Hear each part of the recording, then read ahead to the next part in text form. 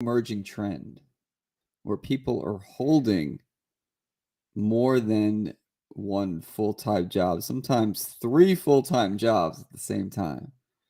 Kind of piggybacking off of what we were talking about yesterday around the Great Resignation, people working from home, working for themselves, um, and working from home definitely affords you the ability or affords you a little bit more privacy in what you're doing.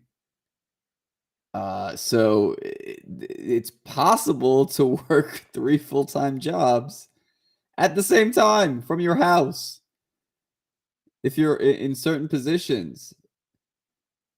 Um, I've never done it, so I can't say that, I don't have too much of a, like, experience specifically doing this, but I did work in human resources for 10 years, and I'd love to get the kind of HR perspective of this, because I'm sure they're not happy about it.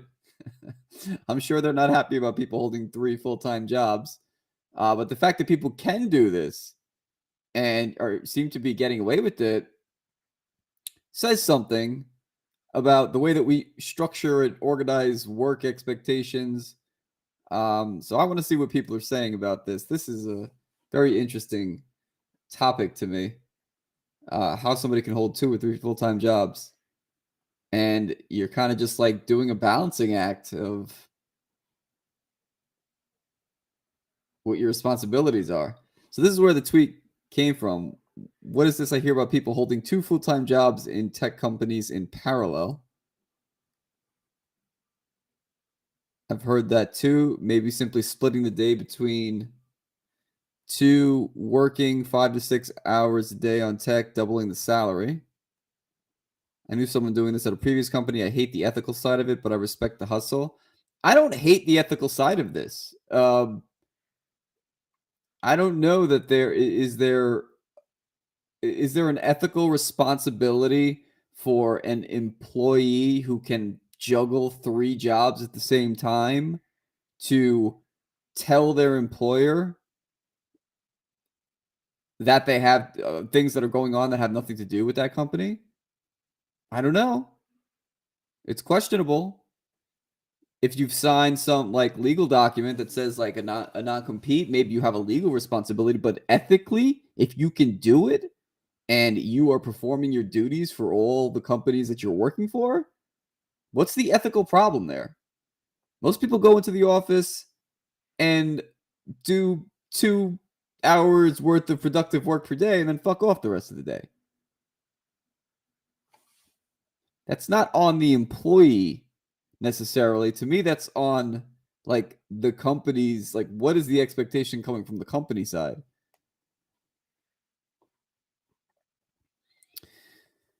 You nail the interview, secure the high paying job, then outsource 90% to another developer. That's insane.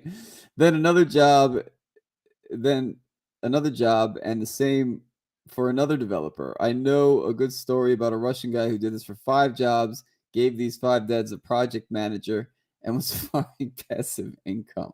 All right. I think it gets into an area. I'm gonna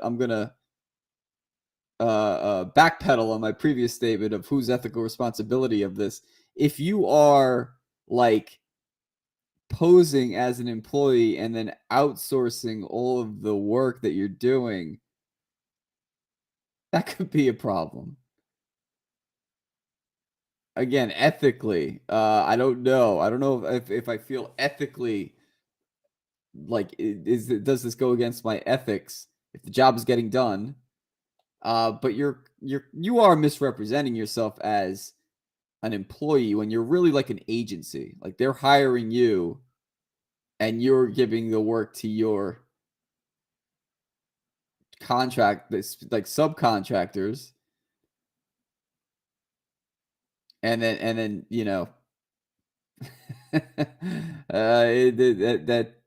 I don't know. There's something there. Yeah, like are you an agency at that point or are you an employee? I mean, you're presenting yourself as an employee to the company but operating as an agency.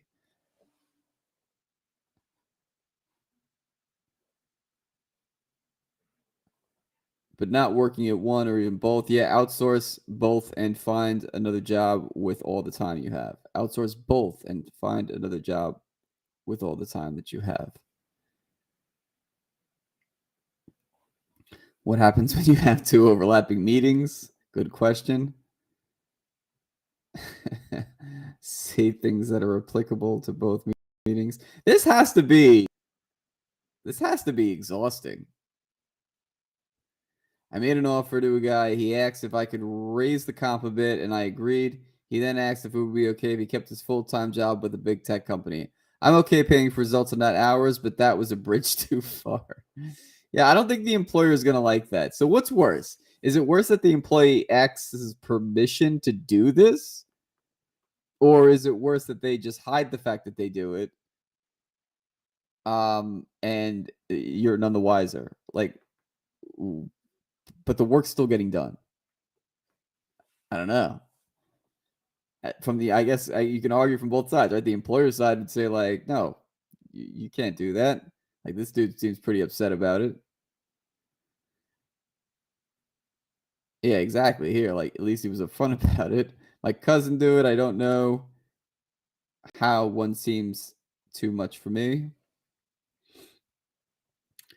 It's a struggle knowing if my offshore contractors have additional job.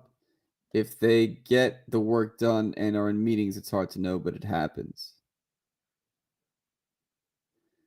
All right, so this is where it gets into the official definition or the official term for this phenomenon. It's called being overemployed. So I'm going to take a look at this article that Rohit shared here. And there is a whole dedicated to just being overemployed. Work two remote jobs to reach financial freedom. I don't know if that's financial freedom. I think it's. I think you're still relying on the income that's coming from the company. You're just kind of you've just got more income. It's not free income. You have to do the work or find somebody to do the work for you, and then pay them less than what you're getting paid. Let's see how people are doing this. How to set low expectations at your two work. Actually, no. Let's get into this first. I want to see. I don't the. Let's get into this part. Why are you here? To learn how to work two remote jobs at the same time. Let's admit it. You're intrigued. I'm intrigued. I'm intrigued how people are doing this. Why not make more money while having job security? Recommended reading. The ideal two-job candidate and why tech before going any further. If you're already in tech, then you know layoffs like pooping happens when you get laid off. Why not go on the offensive and work two remote jobs at once? Finally, turn your job search into a team sport. Follow our repeatable process, which reduces the time to land high-paying remote jobs. So they're putting out like kind of a handbook for this. Automate your job search while targeting curated top remote companies with the guidance of your own overemployed Sherpa.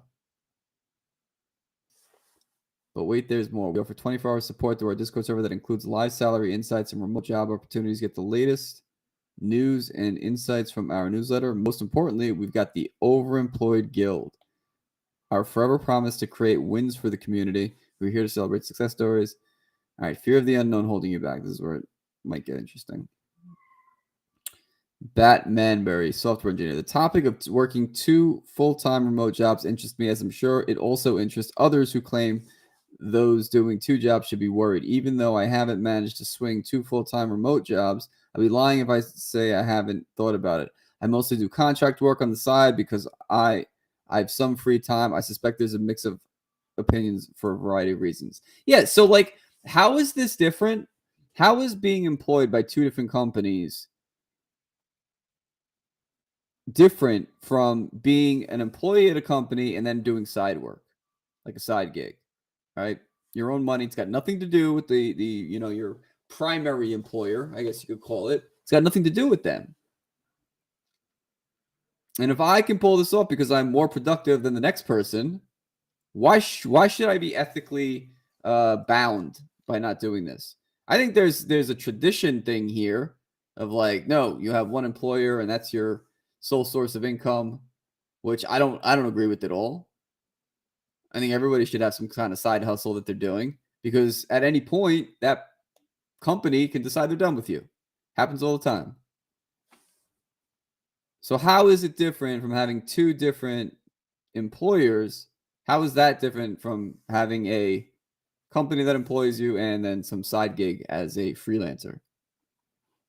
I don't think there's much. Fear of being caught. Think it's wrong. Sign non-competes barring two jobs, so think others shouldn't try it either. But a non-compete is going to like these you can have two tech roles, two software engineering roles at two completely different companies that are not in competition with each other. They're not even in the same vertical. One could like every company at this point needs a dedicated technology resource. So like how would being employed by an insurance company over here and being employed by a financial services company, that's too close. A real estate company, I don't know, whatever company over here, how would those differ? How would that be in competition? Not that's not they wouldn't be in the same space.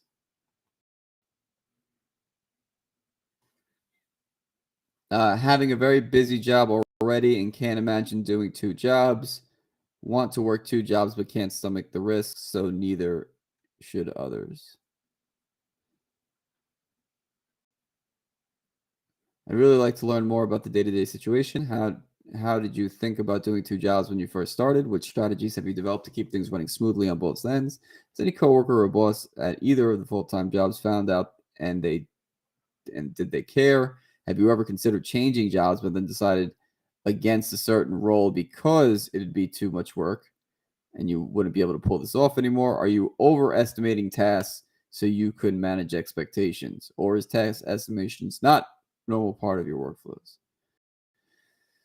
Are you still reading? Yes, I am. You're ready to work two remote jobs at once. I am? You don't know anything about me. It's okay. That these questions are flying through your head. Let me be upfront. Everyone's situation and risk tolerance are different. For those tired of working under the yoke of layoffs, promises of promotions, and the two-sided job hustle, the two-sided job hustle is for you. Having two jobs gives you the income security to take risk and achieve the outcomes you desire. In many ways, overemployed is a counterculture movement and American dream, except now globally available and accessible. Hey, that's a good point too. I didn't even think of that. You could work for two different companies that are in two different countries in two completely different industries.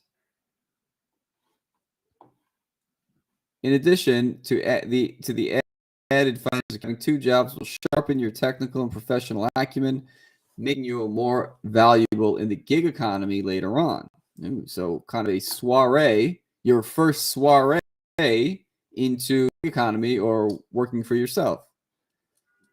All of this is to say the pros outweigh the cons, especially for inexperienced and mid-career professionals. What's the worst that could happen? Okay, so you get fired and need to look for another job. Oh, wait, you're already a pro at landing remote jobs. Yeah. Pros and cons to working two remote jobs. First, make sure you've got the self-discipline and communication skills to handle two full-time remote jobs, including being a master in expectations. That's the next section we're going to take a look at. Setting low expectations. I love this. I worked for a company where their internal motto, this wasn't like external, but their internal model was overpromise and underdeliver. And I thought that was very smart. Wait, did I say that backwards? Underpromise, overdeliver. Underpromise, overdeliver. I don't know if that's what I said. But I think definitely in the gig economy, we're more prone to overpromising and underdelivering because we want that next job. We want the customer to like us. Setting low expectations is ideal. Else burnouts will happen. Second, You'll need to accept average to above average performance in one job, the one you consider your primary job, and mediocre to subpar performance in another job. Over the long term, this may have implications for your career and professional network. If you want to sit in the C-suite, then you should focus on one job and be a superstar. I'm going to read that again. Over the long term, this may have implications for your career and professional network. If you want to sit in the C-suite, then you should focus on one superstar. But if you don't care about a potentially unhappy boss or workplace politics, then this path is for you. A double income and early financial freedom. I don't know why they're looking at this like financial freedom, though. It's not really freedom. It's you're still tied to either of these employers. I don't agree that this is financial freedom. It's just more finance. But you're not independently wealthy because you have two jobs. When I think of financial freedom, I think more along the lines of like, do you know how to earn money by not being employed by somebody who can just kind of cut you off?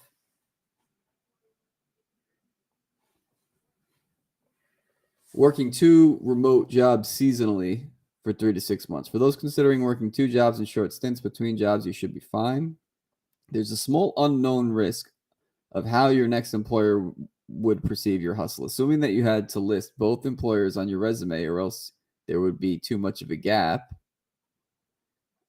The good news is that there are many explanations, like being a leave of absence or education or military service. I don't know if I'd lie about that, though.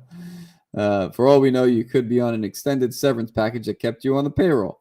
The list of excuses are endless. If pressed, you can tell the truth. You want to tie up some loose ends at the old job before resigning, and if there wasn't any conflict of interest in the end, I don't think your next employer would care, not unless you were aiming higher up in the career ladder close to the C-suite. And most of us are not aiming for the C-suite positions.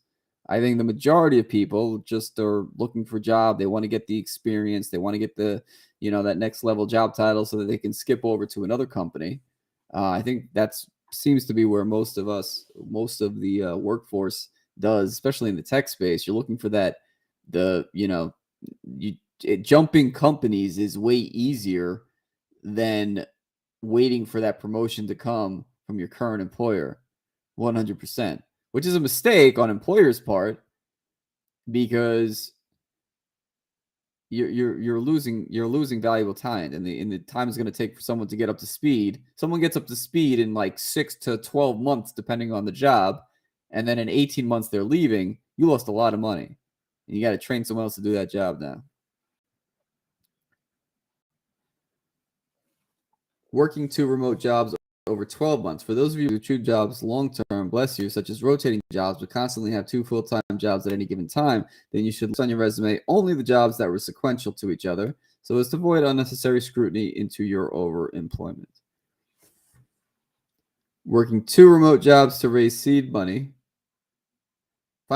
Finally, those of us using the two-job hustle as a thing for your business, then all to you. If you're successful, chances are you won't go back to being employed again anytime soon. But when you do it, it was so long ago that no one cared if you worked two jobs at the same time.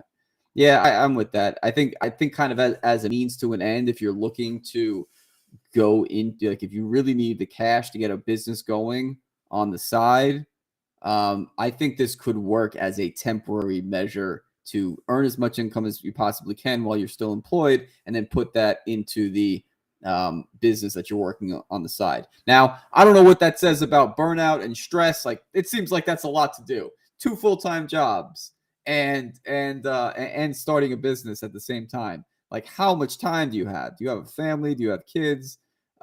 We only have 24 hours in the day, and I don't know if I necessarily agree with, like, whether this is good for people's well-being, but it is, if as a means to an end, yeah, like this does make sense, because you can earn that income, and then once your side hustle is at a point where it's earning you enough income to live off of, then you just quit both of your jobs.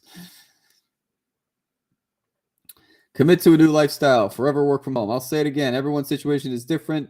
You need knowledge, often trade secrets to smartly navigate working two jobs at the same time. Overemployed helps you make clear decisions and accomplish life goals. But more than anything else, we're building a community to give the man the middle finger for screwing us over when the layoff grinch shows up. Power to the little people. Liver. I mean, yeah, this seems companies have been abusing or at least not treating their employees so well since the beginning of um and I think there are companies that do treat their employees well, but this does kind of feel like a middle finger to employers. Is it really about financial freedom, or is it about a kind of like sticking it to the man? If it's sticking it to the man, then I don't know. I don't know if I subscribe to that. But I don't have an axe to grind really with any of the employers that I've worked for. They all treated me fairly well. It wasn't for me at the end, like any of those positions. I felt like I just grew out of them. But I wouldn't talk shit about, because I did learn so much from all of those jobs. And I didn't realize it at the time. I was a cocky, 20-year-old. But in hindsight, I learned so much that makes my life better today. So I don't regret those decisions, and I don't regret working for those companies. How to set low expectations at your two remote jobs. All right, so kind of moving into the how people are doing this. It seems like setting the right expectations, which I talk about a lot with clients, or talk about a lot when freelancers are trying to work with clients, is that you have to set the right expectations. Otherwise, you're going to be super stressed. Two keys to success while working two remote jobs is communicating and setting low expectations with your boss. You want to give the perception of meeting standards while striving to overachieve in your primary keeper job. It's called the keeper job. You want to set yourself up for success. And by success, we mean keeping the two remote jobs as long as possible. Naturally, with working two jobs, one job will be more demanding than the other. The strategy is to set your effort low in at least one of the two jobs so you can investigate spikes in a workload. Remember, the end goal here is to have a dual income streams and reach financial freedom sooner. This feels like a means to an end. I know I've said that already, but it seems like doing this should be more of a means to an end rather than a lifestyle choice. How long can you do this? Why is perception and setting low expectations important for remote work? We've heard it before. Perception is everything. This HPV article illustrates a great example of how perception matters. And most, at the end of the day, not the real story. The fact is that you're perceived as a hard worker. It doesn't matter what you do behind the scenes. Now, I can attest to this. Working for large companies, there's a lot of bullshit going on. People will go to great lengths to appear busy and fill their calendars up with meetings without really doing much, right? Being in a meeting doesn't mean that you're being productive. Like, the meetings get a little crazy, especially at the C level.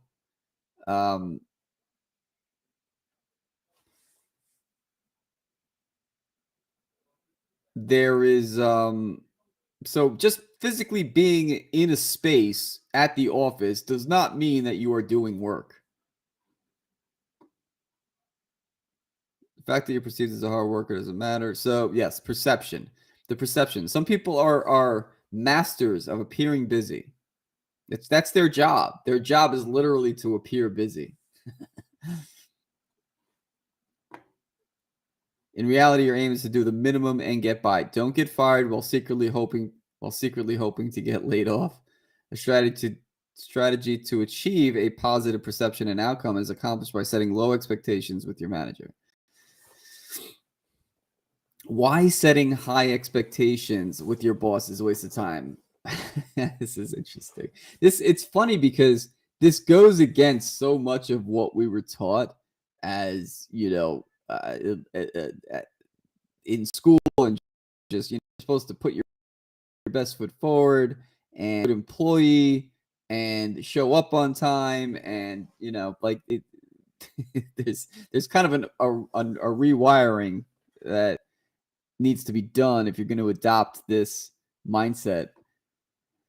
Let's first start by talking over what everyone tells you to do. Set high expectations, get promoted. Yes, this leads to more money. That's great. But let's look at the ROI, because all great employees and MBAs should care about the ROI on behalf of the company.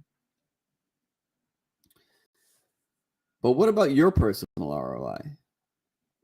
Indeed's research concluded that the average employee's raise is 3%. It may be a bit higher in tech, so let's say 5 to 10%.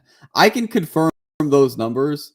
Working in HR, the average employee raise across the board is 3%, which just about keeps up with inflation. So it's not really a raise. You're not really making. If you're making a 3% raise, you're not really. You're not being appreciated for your efforts. It's just keeping up with inflation. It's keeping your current lifestyle manageable with the income that you have, and that's why I think people jump ship so much. It's if you can get a 20 to 30% raise by jumping to another company, why would you not do that? Especially if the title is going to change, you're going to get different opportunities, different experiences. You're switching up the team. Unless you really love the company that you work for, why wouldn't you do that? You might need to put in 30% more hours, more stress, more work to minimal increase in your salary. To me, setting those high expectations to get a promotion is a waste of time. You can get a second job and easily give yourself an 80% raise for your work. That's such a funny way to look at it. Also, I'm a good employee by being mindful of ROIs, my own.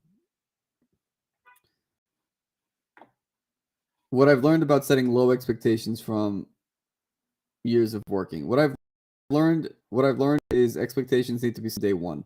I once worked with a new senior manager who always left work at 5 o'clock since his very first day. New hires usually wait to ramp up quickly. Not this guy. He set expectation that he would leave the office by 5 and stood by it every day. It was genius. In a year into the job, he still shut down at 5 while the rest of us kept working. For managers, typically hard conversation to managers, it's typically hard to have that conversation. Can you put in more hours? If your manager adds new tasks, just be clear that you cannot complete them in the time frame given. If you're labeled as the guy who leaves at 5, people won't give you more work knowing that you can't get to it. More work is assigned to you once you do a great job, and it's an endless cycle. The story is just one example, but the lesson is to set the expectations early and set them low. That way, the only place to go is up. There's a lot of truth to this. I mean, I think I've definitely tried to overextend myself when I was employed.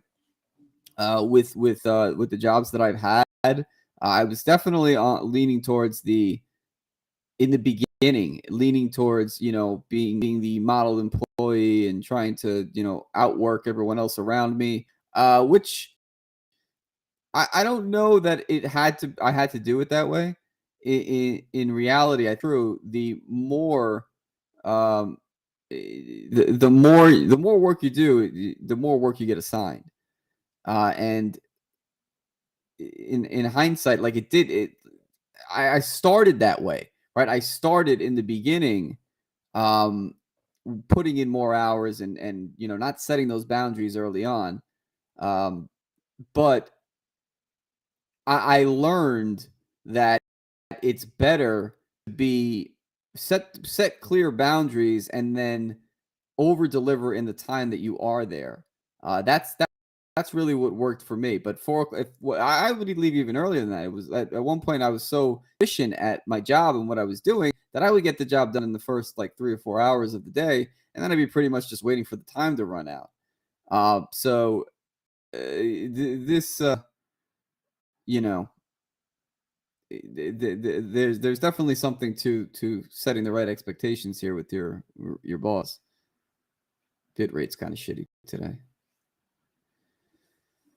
Once you set high expectations, you'll always fail if you don't meet them. Like the concept behind the HBR perception article, you can have done great work, but once you fail to meet expectations, that's what people remember.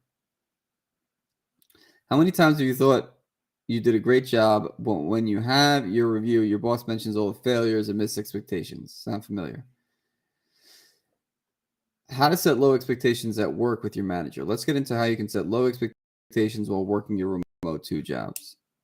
As we mentioned, set the expectations early.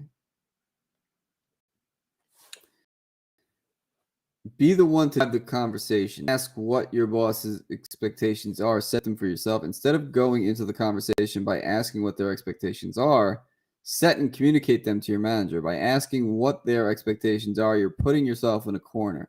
In developing your own low expectations, communicating them, you are placing the burden on your boss to have that difficult conversation with you to say otherwise. Yeah, kind of taking being on the offensive here, and defining like what your scope of work is to your boss. Uh, Interesting perspective.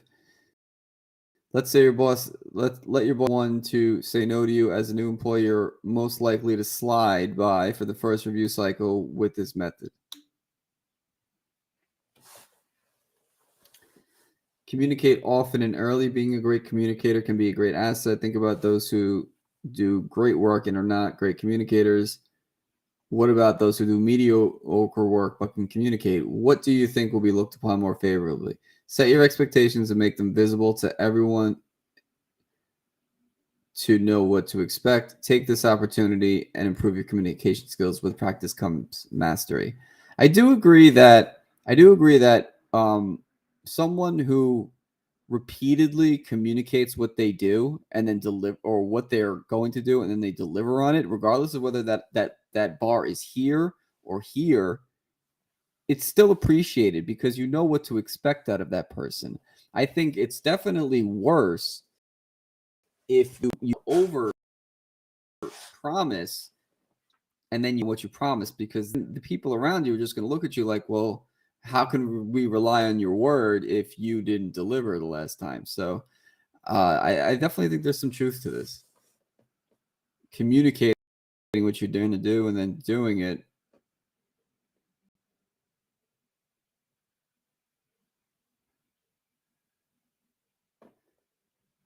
Let's look at these standard comms. Day one, I'll get analysis done by Friday. Hit a few snags and gathering the data. Got busy with another analysis due by next Wednesday. And then this, I'll get the analysis done by Friday. FYI, I didn't start on the analysis, but I was stuck on Jennifer's report for a bit. Let me know if I should drop it. I'm working on analysis 2. I started analysis 1, but I'm having trouble. Yeah, so like just doing this, right? Over communicating. This is very true. This is very true in freelance too. Over communicating what you're working on is it doesn't leave anything to the imagination, right? You always know where you stand. You always know, and your boss always knows what you're working on. Very, very true. Over communicating, I think, is definitely powerful here. Now, the worst is when you're just quiet and it seems like you're twiddling your thumbs. And then, if you're doing that, and then on day 5, you say, oh man, I hit this snag. How about you next Wednesday? It looks like you were just like not doing anything in those first 5 days.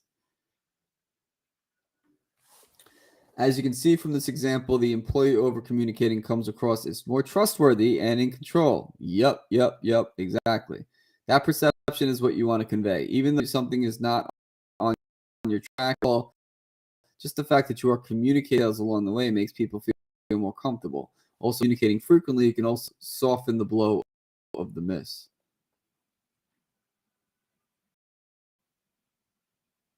Explaining the reason behind your low expectations. Well, setting expectations is excellent. If you can back up your thought process to come to those expectations, you'll have an even case. Anyways, come to the table with your examples of how you thought through your goal setting process. For example, all right, over communicate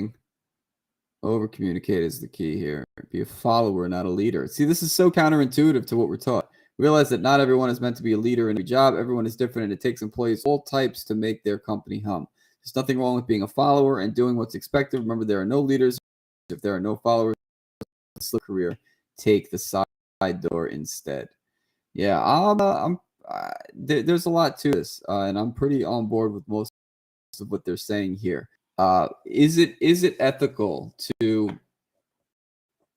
take a job, 2 jobs, and then hire subcontractors to do the work? I don't know. I don't know if I could do that.